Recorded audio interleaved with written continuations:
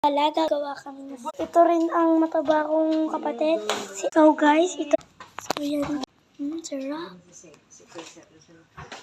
At ito nga pala po ang mga ingredient. Dalawang seaweed, isang mayonnaise, isang century tuna, at isang Uwi ka na. Wow!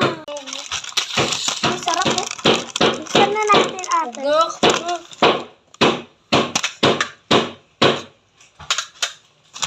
Ayun na guys, buksan na natin. Lagyan yung mayonnaise, hindi ba? Lagyan.